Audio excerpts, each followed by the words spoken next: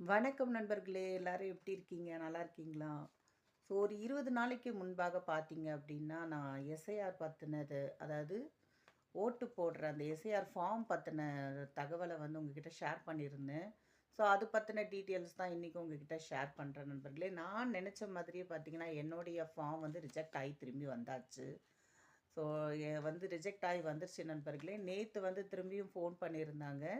உங்களுடைய school certificates and Aadhaar card xerox இது எல்லாத்தையுமே கொண்டு வந்து திருப்பி குடுக்கணுங்க. ஸோ வந்து இது செகண்ட் டைம் வந்து நாங்க வந்து திருப்பி அனுப்புவோம் அப்படின்னு சொல்லியிருந்தாங்க.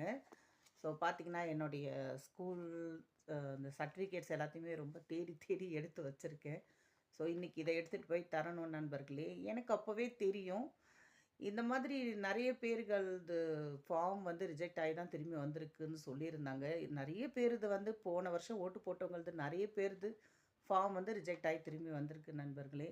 ஸோ இந்த மாரி உங்களுக்கு யாருக்காவது திரும்பி வந்திருந்து, உங்களுக்கு வந்து ஃபோன் பண்ணி சொன்னாங்களா? அப்படின்றத கமெண்ட் செக்ஷன்ல கமெண்ட் பண்ணுங்க. ஸோ இப்படி பல பேருடைய இது வந்து ரிஜெக்ட் ஆயி திரும்பி வந்திருக்கு அப்படின்னா, எப்படி அந்த நெறைய பேருக்கு வந்து ஓட்டு வாய்ப்பு அப்படின்றதே இல்லாம போயிடும். இது என்ன செய்ய போறாங்கன்னு தெரியல. பொறுத்திருந்து தான் பார்க்கணும் நண்பர்களே. சரி, ஓகே நண்பர்களே. பாய்.